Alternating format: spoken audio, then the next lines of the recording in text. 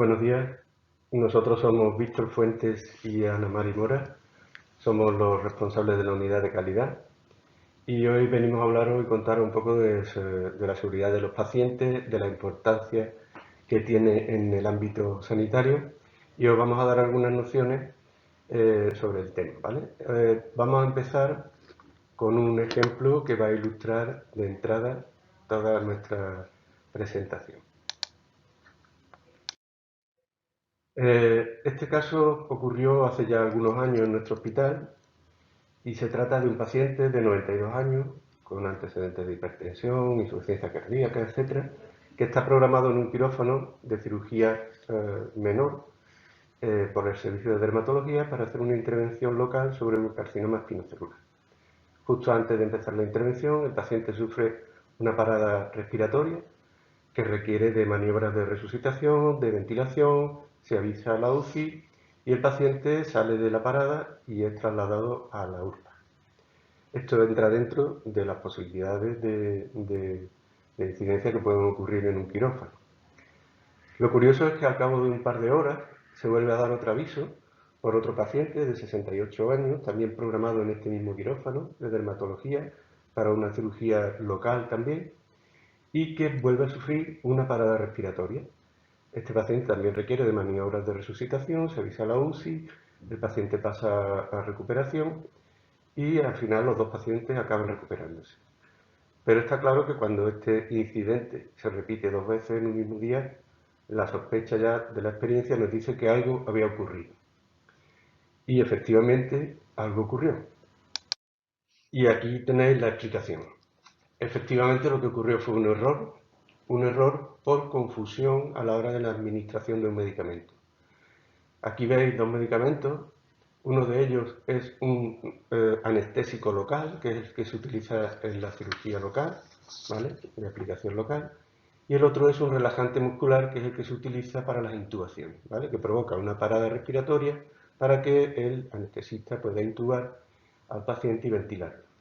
Como veis, se parecen mucho y lo que ocurrió es que se utilizó el relajante muscular confundiéndolo con el anestésico local. De ahí que los dos pacientes hiciesen una parada. ¿Por qué ocurrió? Pues porque se ubicaron incorrectamente dos medicamentos que se parecen físicamente en su presentación mucho, ¿vale? Estaban ubicados en cajetines muy cercanos, de manera que la persona que tomó el medicamento cogió el medicamento confundido, porque se parecía mucho al otro y porque estaba ubicado en un lugar incorrecto. Eso puede ocurrir con otros medicamentos, como veis en la figura de abajo, que se parecen mucho y si están ubicados en posiciones muy cercanas pueden ser confundidos. De manera que veis cómo un estado que predispone al error puede llevar a un error que puede tener consecuencias muy graves. Y esos son los incidentes que tratan de evitar la seguridad del paciente. Conocéis el principio que todos habéis jurado, el del primum non nocere, de manera que lo primero es no hacer daño al paciente, ¿vale? La seguridad del paciente lo que trata es de evitar daños en los pacientes procedentes de errores o incidentes. Pero los sistemas sanitarios cada vez son más complejos. La especialización, la fragmentación de la asistencia, los tratamientos cada vez más complejos, la incorporación de la tecnología cada vez más puntera. Todo ello aumenta la especialización, pero también aumenta el riesgo.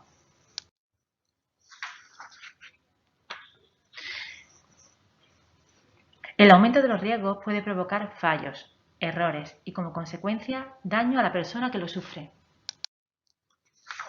Pero hay que poner un punto de inflexión en algún momento. Es en el año 1999, el Instituto de Medicina de Estados Unidos publica el informe To Err is Human, cuyo resultado es una mayor concienciación sobre los errores médicos en Estados Unidos.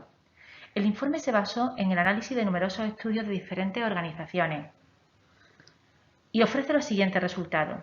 Concluye, además de que los seres humanos somos falibles, podemos equivocarnos, que los problemas de seguridad cuestan dinero y solo estamos detectando aquellos que son los más evidentes. Y plantea que tenemos que llevar a cabo un enfoque integral para trabajar en seguridad del paciente, mejorar el conocimiento, eliminar las barreras, identificar los eventos adversos que pueden ser prevenibles y analizar siempre aquellos que hayan provocado una consecuencia grave para identificar qué factores lo provocaron y poner en marcha las medidas para evitar su concurrencia. Debemos de pasar de un enfoque centrado en la persona, en la responsable y sobre quien debe producirse el cambio, a un enfoque centrado en los sistemas. Los problemas se encuentran en los entornos donde trabajan los profesionales y sobre estos entornos es sobre los que tenemos que trabajar. Por supuesto, la actitud no debe de ser de castigo. Los profesionales deben de tener confianza en que pueden declarar los errores sin miedo y que debemos aprender de otros sectores que ya llevan tiempo trabajando en seguridad y que nos pueden ofrecer herramientas que nos ayuden a prevenir los riesgos.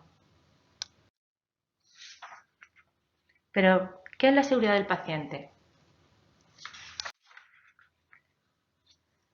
Es la reducción del riesgo de daño innecesario asociado a la atención sanitaria, hasta un mínimo que sea aceptable, atendiendo al concepto de daño asociado a la asistencia a aquel derivado de planes o medidas adoptadas durante la prestación sanitaria y aquellas no debidas a la enfermedad o lesión subyacente. Es decir, el paciente sufre una lesión que no está relacionada ni condicionada a su proceso.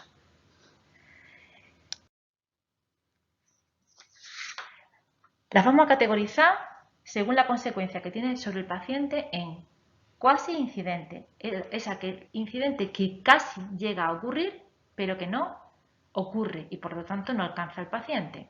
Incidente sin daño. Alcanza al paciente, pero no causa ningún daño apreciable.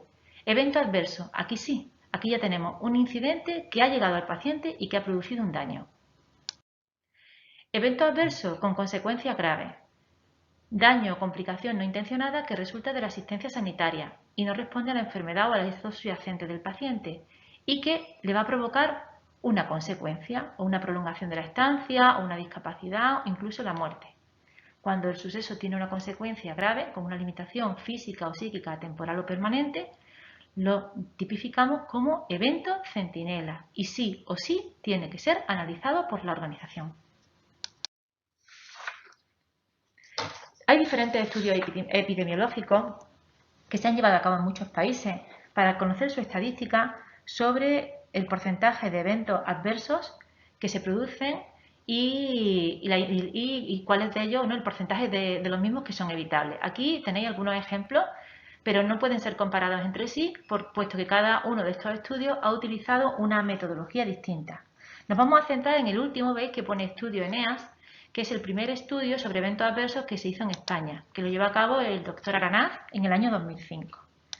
En él se concluye que nuestros resultados son similares al resto de los países avanzados, que el 8,4% de los pacientes ingresados sufren un evento adverso y que se amplía a un 9,3% cuando se incluye todo el proceso, es decir, cuando incluimos atención primaria. Las causas principales de los eventos están relacionadas con el uso de medicamentos, las infecciones nosocomiales y las complicaciones perioperatorias. Casi la mitad de los mismos son evitables. En sus recomendaciones plantea que este estudio se replique en atención primaria y posteriormente en atención primaria se realiza el estudio APEAS, que concluye que la prevalencia es de un 10,1 por cada 1000 habitantes y que el 70% de los eventos adversos que se producen en atención primaria son evitables. Esto es coherente, ya que son incidentes menos graves y la causa principal de estos eventos en atención primaria son los errores de medicación.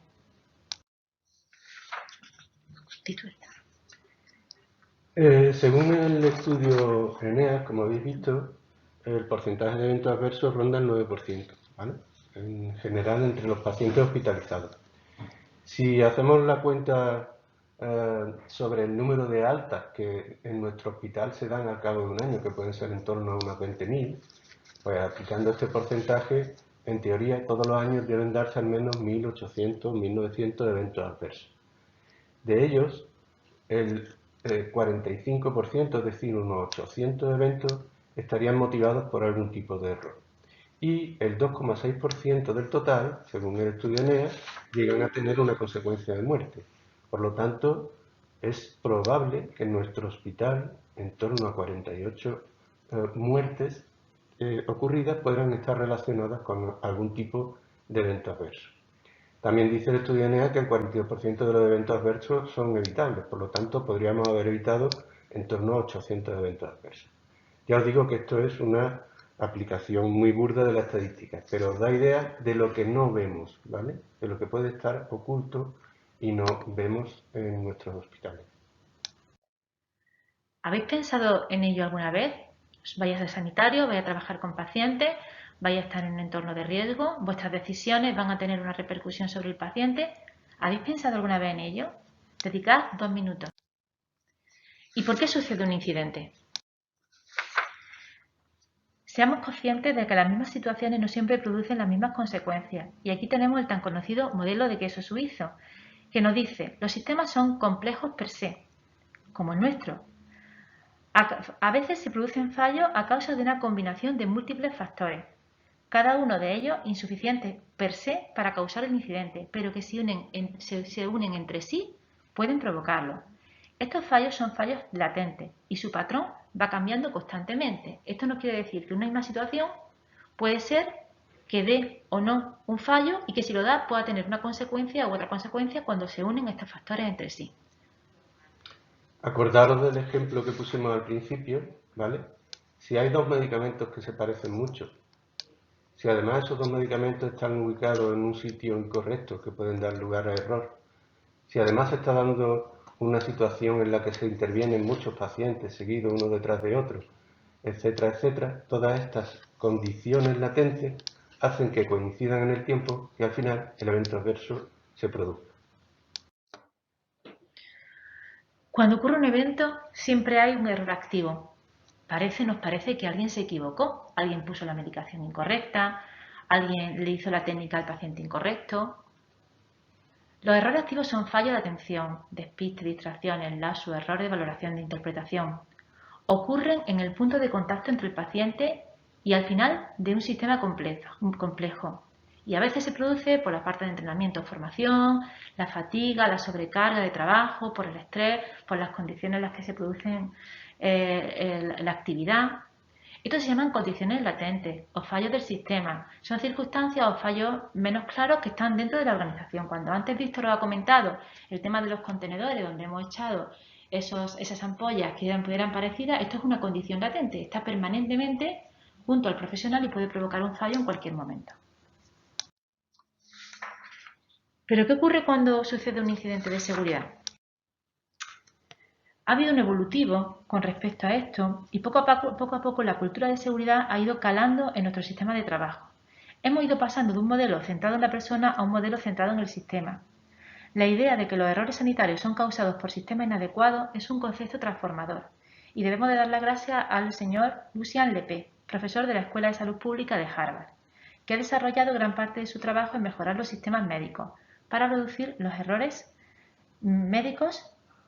Fue presidente del National Safety Foundation Institute, encargado de definir las estrategias de actuaciones en el campo de la seguridad del paciente. Y fue uno de los autores del artículo que antes hemos puesto, 12 is Human. La diferencia está en que cuando nos centramos en un modelo centrado en la persona, se culpa a la persona como única responsable del fallo y por lo tanto se relaciona la causa de un fallo pues con una negligencia, con una ocultación, se responde con un castigo, con la culpa, con la amenaza. Todo ello conlleva a que el profesional pueda tener miedo a declarar lo que le ha ocurrido. Hasta hace algunos años este era el modelo que primaba. Posteriormente se pasó ya a un modelo centrado en el sistema, donde realmente lo que importa es el entorno donde trabajan los profesionales y las medidas de mejora se implantarán en esos entornos. Pero siempre que ocurre un fallo hay víctimas. La primera, el paciente, al que tenemos que cuidar y tratar. La segunda, el profesional, proveedor de la asistencia. Os puedo garantizar que cuando se comete un error y uno está implicado, la sensación y la percepción por parte del profesional a veces es difícil, es dura. Puede crear inseguridades posteriormente. Y luego la tercera víctima es la organización, que muchas veces pues, pierde prestigio. Imaginaros que aquí se comete un error importante y salimos en los medios de comunicación. Pues esa institución puede quedar dañada por el evento. Entonces, es la tercera víctima. Y como decíamos, un modelo centrado en el sistema, mucho más lógico, mucho más coherente. El error es una consecuencia, no una causa. Tenemos que notificar para saber cuál es nuestra casuística. El error es esperable, somos falibles, nos podemos equivocar, somos humanos. Tenemos que aprender de los errores. No tenemos que culpar, sino que tenemos que saber qué ocurrió, no a quién le ocurrió, sino qué ocurrió para poder analizar cuáles fueron las causas y poner las medidas para que evitemos que esa situación se vuelva a producir. Y por lo tanto, también tenemos que apoyar a las segundas víctimas. Hay personas que después de que se ven involucradas en un error con consecuencias importantes, quedan dañadas. Entonces la organización tiene la responsabilidad de darles apoyo y de cuidarlas también para conseguir que ese profesional vuelva a su actividad en una situación aceptable.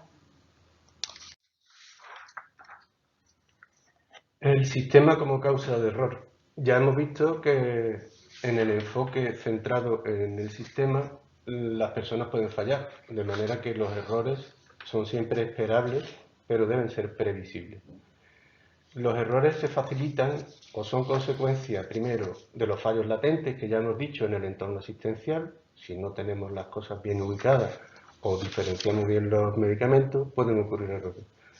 Y también de los procesos y los procedimientos que se aplican. Está claro que en procedimientos muy complejos que llevan muchos procesos asociados, pues pueden darse más errores que en aquellos que son más simples y que tienen menos procesos asociados, ¿vale? La estrategia de actuación es, por lo tanto, analizar los errores y aprender sobre los mismos, de manera que podamos rediseñar los sistemas en función del análisis, buscar las causas que subyacen por debajo del error, reparar el daño e identificar correctamente todos los sucesos. Por lo tanto, el modelo centrado en la persona era un modelo que se centraba en la cultura de la culpa, que se centraba en los profesionales, que se centraba en el error humano, mientras que el modelo centrado en el sistema es un modelo que trata de favorecer la cultura de seguridad en las instituciones, en las organizaciones y en los profesionales, y por lo tanto se centra más en la organización y su sistema que no en la culpabilización de los profesionales que cometen un error. La cultura de seguridad, por tanto, es un patrón integrado de comportamiento individual, pero también de la organización, basado en creencias y en valores compartidos por todos los miembros de la organización, que busca continuamente reducir al mínimo el daño que podría sufrir un paciente como consecuencia de los procesos de prestación de la atención. Por lo tanto, la cultura de seguridad debe impregnar todas las organizaciones, implicando a los profesionales, a los directivos y a todos los miembros de la organización. Necesitamos conocer primero los incidentes para poder analizarlos, porque si no sabemos lo que está ocurriendo, pues pasa lo que os presentamos en la diapositiva de la estadística, ¿no? Puede ser que estén ocurriendo hasta 48 muertes en un hospital debido a errores y si no los conocemos no podemos analizarlos ni saber lo que pasa. Por lo tanto, tenemos que conocer cuáles son las condiciones latentes y los fallos latentes en los sistemas, conocer cuáles son los errores y conocer y diseñar barreras para evitar que el error se produzca. Así que tendremos que analizar las decisiones de gestión y de organización de los procesos, la adecuación de las instalaciones, de los dispositivos, de la comunicación de los equipos de trabajo, de factores asociados a los propios individuos, como por ejemplo la formación, la experiencia, definir bien las tareas, protocolizar las tareas y tener en cuenta también factores del paciente. Hay pacientes más vulnerables que pueden ser susceptibles de mayores incidentes que otros que son menos vulnerables. Y luego hay que conocer qué factores desencadenantes ocurren en los errores, si son despistes, lapsus, errores humanos, incumplimiento de normas o protocolos, etc. De manera que cuando analicemos todo eso, podremos saber cuáles son las barreras que podemos interponer para evitar el incidente en las organizaciones. Bueno, ¿y cómo vamos a conocer nuestra casuística? ¿Cómo sabemos lo que pasa en nuestro centro de trabajo? Pues contamos con un sistema de notificación de eventos adversos. ¿A qué nos ayudan los sistemas de notificación? Nos ayudan a poder identificar cuál es nuestra casuística, a mejorar la cultura de seguridad, a enfocarnos en la prevención y en la creación de ambientes positivos para la notificación. Nos permite conocer nuestra casuística y crear políticas y procedimientos adaptados que nos ayuden a minimizar los riesgos. El objeto es analizar la información para identificar aquellas acciones que permitan minimizar los riesgos notificados, ¿vale? Ese sería el objeto último de los sistemas de notificación. Sin embargo, existen todavía muchas barreras para la notificación de incidentes. Me gustaría que os plantearais, vais a empezar a trabajar, si mañana os pasara algo, ¿lo notificaríais?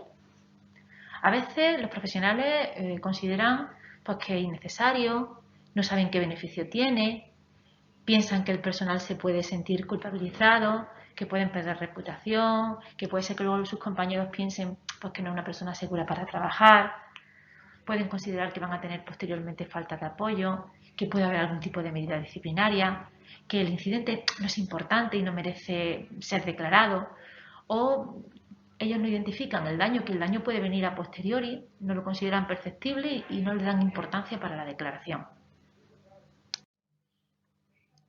Las características que debe tener un sistema de notificación de eventos adversos y que tiene el nuestro son estas, con lo cual nunca tengáis miedo a declarar. Nunca. Hemos tenido más de 1.500 notificaciones en este hospital y jamás ha habido una actitud de castigo ni punitiva hacia nadie. No nos importa saber a quién le pasó, lo que nos importa saber es qué pasó para que no se repita y gestionar los mecanismos necesarios para que todos los servicios implicados que tengan que poner las medidas adecuadas para evitar que eso vuelva a ocurrir trabajen entre sí. Por eso, nuestro sistema de notificación es no punitivo, es confidencial, es independiente, nunca está asociado a ningún tipo de reclamación ni nada por el estilo. Posteriormente, los casos son analizados con expertos para poder saber sobre qué podemos trabajar. Sí os recomendamos que cuando ocurra un evento lo declaréis lo antes posible, porque si no podéis perder detalles del evento que son importantes para saber luego qué ocurrió. Las medidas que vamos a poner van a estar siempre asociadas a mejoras en el entorno, a mejoras en los sistemas de trabajo. Intentamos que sea una notificación que sea eficaz, que aquello que vosotros aportáis a través de la notificación tenga posteriormente una respuesta. Este es nuestro registro. Es un registro anónimo y voluntario de eventos adversos de la Agencia Sanitaria Costa del Sol. Entráis en la intranet y cuando pinchéis encontraréis con esta pantalla. Pincháis sobre notificación de eventos adversos, lo veis arriba. Aquí, Ahí. notificación de eventos adversos. ¿Vale? Y una vez que pinchéis, se abre esta pantalla. Eso es. ¿Vale? Y aparecen estos apartados que tenéis que ir cumplimentando poco a poco, donde nos preguntan dónde y cuándo ha ocurrido, qué ha ocurrido, cómo ha ocurrido, con qué está relacionado, por qué pensáis que ha ocurrido, si consideráis que es evitable y el último punto es fundamental, que es que nos aportéis soluciones, es decir, cómo podíais vosotros o cómo planteáis vosotros que se podía evitar ese evento y podíamos evitar que volviera a ocurrir. Este punto es fundamental. Bueno, para que conozcáis un poco la casuística que tenemos, os vamos a presentar un análisis que hicimos con el evolutivo de las notificaciones que se han producido en la agencia desde el año 2009 al 2018.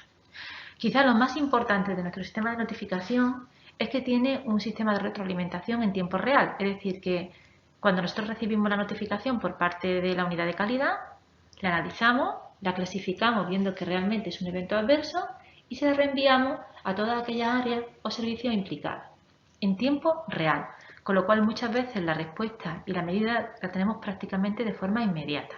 Esto es muy importante que lo sepáis. Bueno, a lo largo de los años estáis viendo que las notificaciones han ido aumentando, se han mantenido en los últimos años y incluso en el año 2019 ha tenido un pequeño descenso. Pero lo más importante es que la calidad de la notificación cada vez mejor. Es decir, que el cribado que hacemos desde la unidad de calidad prácticamente ya es imperceptible. El profesional que declara un evento adverso realmente es un evento adverso. La edad media de los pacientes que sufren un evento adverso en nuestro centro está entre 56 y 59 años, para que veáis que no es una edad avanzada. Y luego no hay diferencias por sexo entre hombre y mujer. Con respecto a la consecuencia que ese evento ha tenido, como podéis ver, casi en el 50% de los casos prácticamente no ha habido consecuencia o el error no ha llegado al paciente o si ha llegado no ha producido ningún daño. Y luego también disminuye el porcentaje a medida que vamos ascendiendo en complejidad, aunque también estáis viendo que tenemos eventos con consecuencia de muerte, que es la tipología número 8. Con respecto a quién notifica, los profesionales de enfermería son los que suelen realizar mayor número de notificaciones, seguidos de los médicos. Como veis, también hay notificaciones por otros colectivos, como los residentes, con lo cual desde aquí os estimulamos a que notifiquéis. Respecto a la evitabilidad de los incidentes, y siempre teniendo en cuenta que esto viene derivado de las notificaciones de los profesionales, no del análisis posterior, ¿vale? Los propios profesionales, cuando notifican, ellos detectan que en torno al 80-90% de nuestros eventos son evitables, ¿vale? Aquí veis por año la evitabilidad estimada por nuestros propios profesionales oscila entre el 83 y el 95% de los eventos declarados. Es decir, ellos mismos identifican que adoptando cierto tipo de medidas, ese tipo de eventos podrían haber sido evitados, ¿vale? Y en cuanto al lugar o al servicio en el que se producen, tanto en el Hospital de Benalmádena como en el Hospital Costa del Sol, el servicio en el que priman las declaraciones es el servicio de urgencias, ¿vale? Seguido, en segundo lugar, por los servicios quirúrgicos, ¿de acuerdo? Y en tercer lugar, por la UCI. Esto es en parte lógico, primero por la presión asistencial que se da en este tipo de servicios y segundo por la complejidad que tienen, ¿vale? Tanto UCI como procedimientos quirúrgicos son servicios más complejos. En cuanto a la información a los pacientes y familiares sobre el error o sobre el incidente ocurrido, aquí sí tenemos que mejorar, ¿vale? Veis como tanto en Benalmádena como en el Hospital Costa del Sol y en general, solamente un 25% de los incidentes se notifican a los pacientes, ¿vale? O a sus familiares. Mientras que el 60 y tanto por ciento de los eventos no se notifican y hay un porcentaje que no son notificables, es decir, eventos que son condiciones latentes, etcétera, que se detectan, pueden que no sean notificables. Pero de los que sí se pueden notificar a los pacientes, solamente se notifican el 25%. Todas las organizaciones internacionales expertas en seguridad de pacientes dicen que el paciente tiene derecho a conocer que ha ocurrido un evento, a conocer cuáles son las causas e incluso a recibir unas disculpas y un resarcimiento del error o de las consecuencias si las ha habido, ¿vale? Así que este es un punto de mejora del nuestro y de todos los sistemas de notificación de incidentes.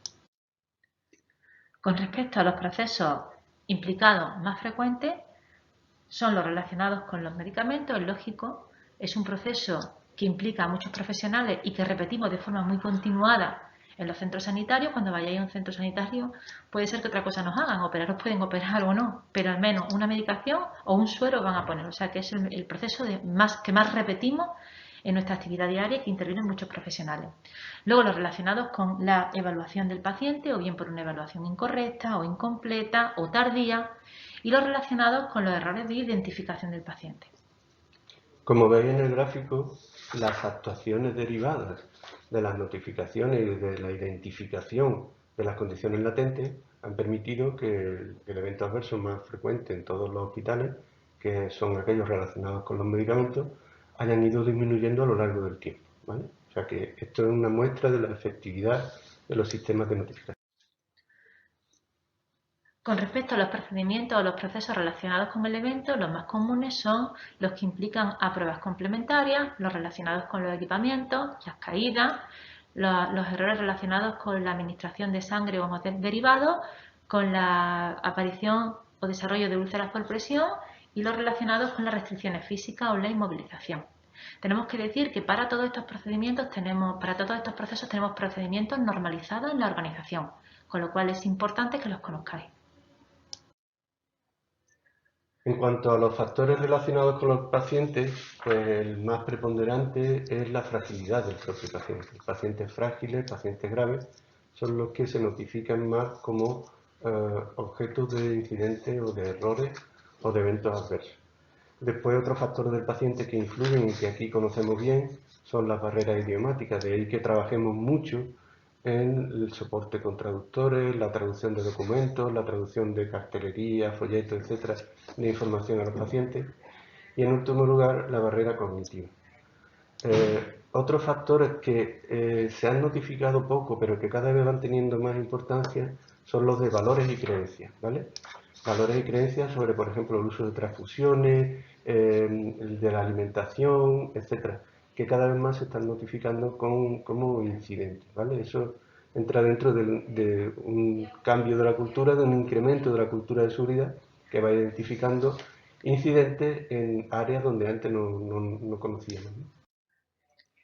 Con respecto a los factores relacionados con los profesionales, la falta de supervisión, la actitud o conducta, los recursos inadecuados o insuficientes, el aumento de la presión asistencial, el estrés, el cansancio, a veces la falta de buscar el apoyo y la ayuda cuando la necesitamos. Vosotros ahora que vais a empezar y que estáis en un proceso de formación, es muy importante que busquéis el apoyo y la ayuda cuando os sintáis inseguros o desconozcáis algún procedimiento. El seguimiento inadecuado de los procedimientos, la falta de evaluación o seguimiento de los mismos, la no existencia de algún tipo de procedimiento o el desconocimiento. Porque mirad, en algunas declaraciones el profesional pone que existe una falta de procedimiento, pero realmente no es así. El procedimiento existe, pero es desconocido. Todos ellos son los factores que más prevalentemente se relacionan con los profesionales.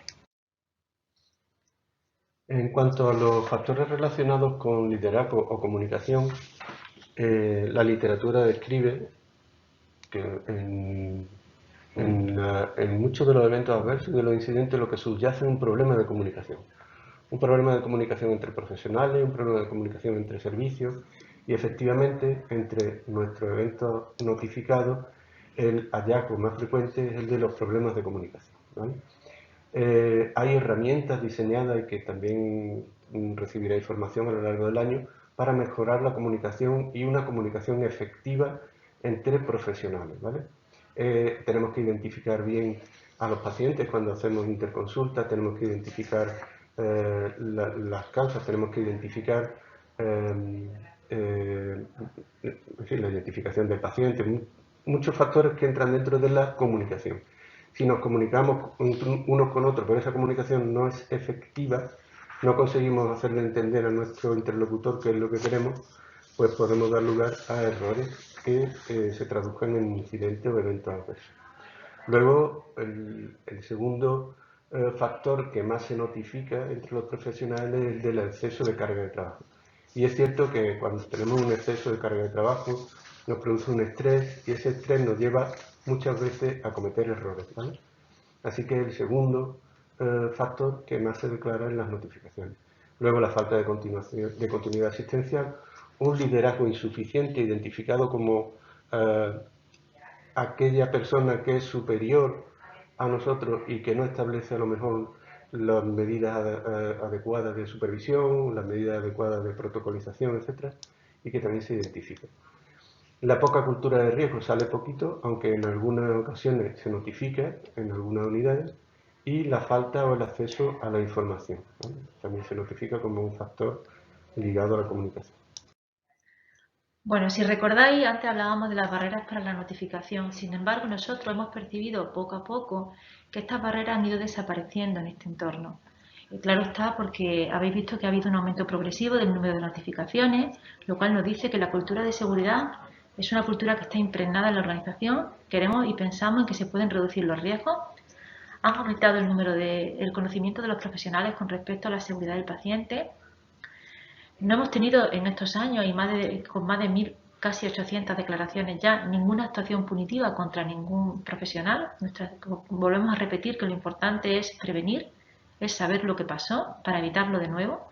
Tenemos mucho apoyo de la dirección en este sentido, con lo cual hay una cultura impregnada desde arriba hasta abajo y es muy importante también ver, y lo ha dicho antes Víctor, cómo aquellos eventos que eran los más frecuentes y que a veces tenían consecuencias importantes se han ido reduciendo gracias a la participación de los profesionales y a la orientación que nos han ido dando sobre qué medidas se podían poner en marcha para evitarlos y porque la organización luego ha apoyado la incorporación de estas medidas. Vosotros a partir de ahora debéis contribuir de igual modo, impregnaros de esta cultura y trabajar en pos de la mejora, que es lo que intentamos aquí a todos los niveles. En resumen, los sistemas de notificación aumentan la concienciación entre los profesionales sobre la importancia de que si los errores se notifican o los incidentes se notifican, se pueden identificar las causas y prevenirlos. El porcentaje de eventos considerados como evitables sigue siendo muy elevado y así lo identifican nuestros profesionales, por lo tanto hay un área de mejora ahí que podemos utilizar. Ha disminuido el porcentaje de errores que no llegaron a producirse y que si se produjeron no llegaron al paciente, y los que llegaron al paciente no produjeron daño. Sin embargo, en el año 2018 aumentaron a partir de ese año aquella notificación de errores que sí producen daño. No porque haya más errores, sino por lo que ha dicho Ana antes, los profesionales van cribando ya aquellas notificaciones que ya se han hecho varias veces o aquellos que consideran menos importantes y notifican aquellos que consideran de verdad más importantes y más prevenibles o que se pueden poner mejoras para prevenir los incidentes. No nos interesa tanto el volumen de notificación como la calidad de las notificaciones, ¿vale? No tenemos efecto fin de semana, ¿vale? Eso no aparece en los gráficos, pero sí en el análisis, de manera que en otros hospitales durante los fines de semana, al haber menos personal, al haber una ratio por paciente mayor, suelen darse muchos efectos adversos el fin de semana, sin embargo en este hospital no. Los tramos horarios que con mayor frecuencia se producen eventos adversos pues son aquellos, y muy lógicamente, que coinciden con los momentos donde se producen más actuaciones, ¿vale? Durante la mañana o las primeras horas de la tarde. Los eventos adversos relacionados con el uso del medicamento siguen siendo los que más se repiten en las notificaciones, aunque ya habéis visto cómo van bajando. Y es verdad que cada vez más se notifican casi ocurre, es decir, errores de medicación que no han llegado a producirse porque el profesional ha identificado el error antes de administrar el medicamento o antes de prescribir el medicamento. Y, como ya habéis visto en la gráfica, los enfermeros siguen siendo los profesionales que más declaran. Los MIR declaran muy poquito y esperamos que con esta concienciación que estamos dando y se incrementen las notificaciones de nuestra parte. En torno de los 2/3 de los incidentes que han ocurrido no se comunican al paciente o a la familia, de manera que ahí tenemos que mejorar. Este histórico nos dice que tenemos que seguir reforzando procedimientos que son clave y que son transversales, como el manejo seguro del medicamento, el manejo de medicamentos de alto riesgo, la identificación de los pacientes, la evaluación del paciente, la comunicación centrada en las transferencias, el circuito sobre manejo e identificación de muestras, el procedimiento de actuación en triaje, el registro adecuado de las alergias, el manejo y uso de abreviaturas, la seguridad en el manejo de la historia clínica, las restricciones físicas. Tenéis procedimientos normalizados de cada uno de ellos en la intranet de la Agencia Sanitaria Costa del Sol, en el apartado Procesos y Procedimientos. Aprovechad y conocer estos procedimientos que son clave y que seguro os van a ayudar a prevenir errores. Bueno, como conclusiones de nuestra charla, lo que queremos que os queden son 3 ideas. Una es que errar es humano, ¿vale? Todos podemos equivocarnos, todos podemos fallar, y de hecho fallaremos a lo largo de nuestra vida, pero los errores se pueden prevenir, y por lo tanto podemos y debemos establecer medidas para tratar de evitarlos. La seguridad es un primer paso crítico para mejorar la calidad asistencial. De hecho, la seguridad es una de las dimensiones de la calidad. No puede existir una asistencia sanitaria de calidad si no es segura, ¿vale? Y algunos de los estudios citados tienen más de una década y por tanto no podemos esperar otra década más para iniciar medidas de mejora, ¿vale? La seguridad de paciente tuvo el boom en torno a los años 90 y de ahí en adelante, pero tenemos que seguir impulsando y no decaer en la seguridad de los pacientes, en el trabajo continuado en la seguridad de los pacientes, que contribuirá a una mejora continua de la calidad asistencial, ¿vale? Y en principio nada más, muchas gracias por mi parte y bienvenido. Muchas gracias. No dudéis en notificar siempre que tengáis o creáis que habéis identificado un evento adverso, un incidente, y para cualquier cosa que necesitéis os ponéis en contacto con nosotros en la unidad de calidad. ¿De acuerdo? Muchas gracias y hasta pronto.